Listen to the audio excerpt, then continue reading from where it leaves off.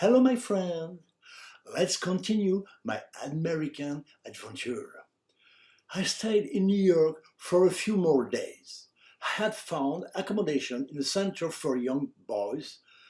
There were dormitories with bunk beds. No quite luxury, but it was all I could afford. It was time for me to hit the road again. But instead of heading straight to the west coast, I decided to make a detour in my quest for love for Sandy, as there was the Montreal International Fair that I could not miss. First ride on the Greyhound bus was very comfortable, but I have no memory of it as I have left at night to sleep on the bus. Arriving in Montreal in the morning, which I found very beautiful, I went directly to the exhibition center. My luggage was only the bare minimum that fit in a large bag that I carried on my shoulder. I was going straight to the French pavilion, which was magnificent with the super music of Xenakis in the background. As I walked around this super space, I met what I was looking for, a very friendly and pleasant French hostess. I was telling her about my search for love for Sandy and my beatnik-style meaningless journey, which touched her like a beautiful novel. And I asked her if she would not know of a place where I could stay. Precisely. She had a friend who lived alone in a large apartment. She introduced me to him and we immediately got along well.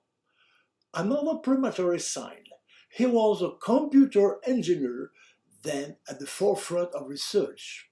I spent 3 weeks at his nice and welcoming boy's house, and we had a great time in the company of his hostess friend who introduced us.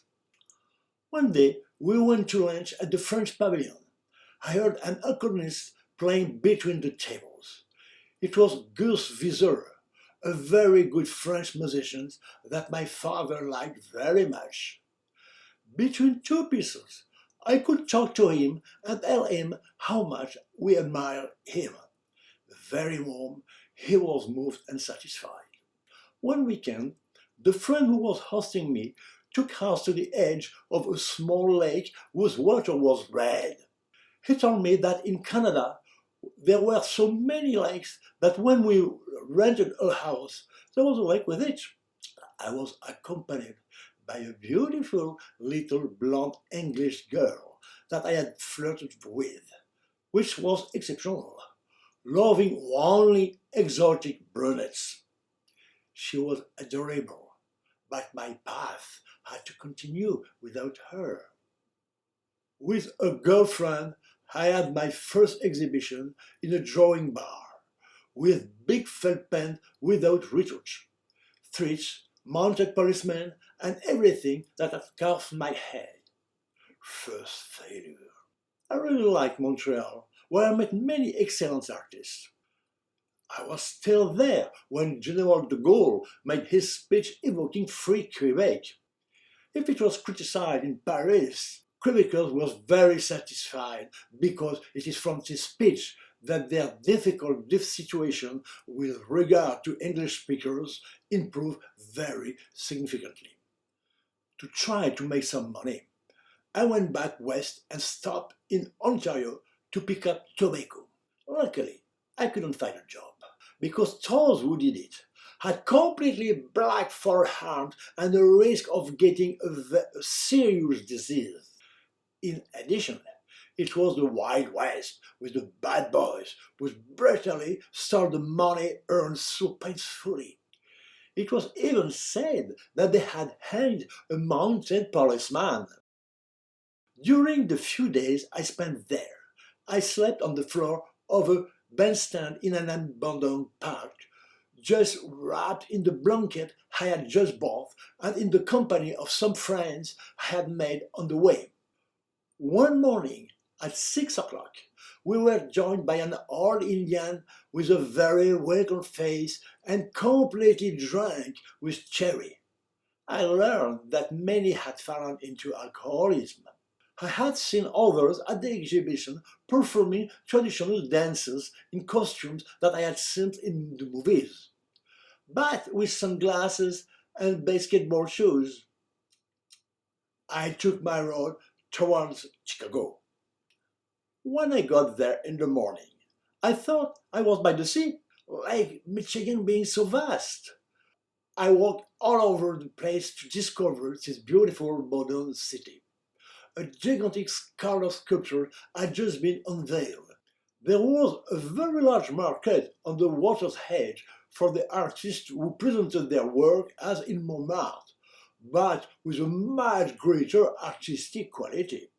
Walking down the steps of the Museum of Modern Art, I met a friend from the Beaux-Arts who was also a student architect. The world of art is not very big after all.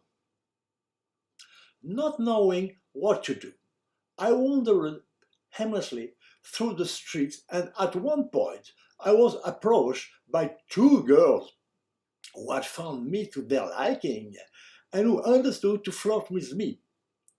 It was a lot of fun because it was the first and also the last time it happened to me. The roles were reversed, and I started to simper yes, no, maybe.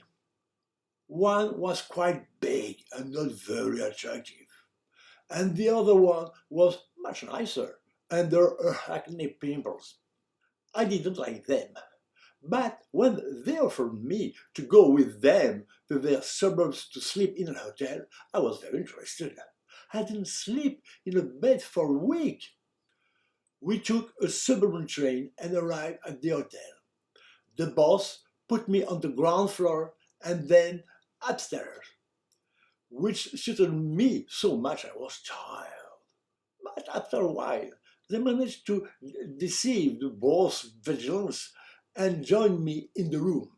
I thought they wanted to have a threesome, which helped to wake me up completely, but not at all. They had carved a game and wanted to share it. I had to run quickly with the biggest one first, but when it was the other one's turn, I demanded to be alone with the cutest one, not liking to have a spectator.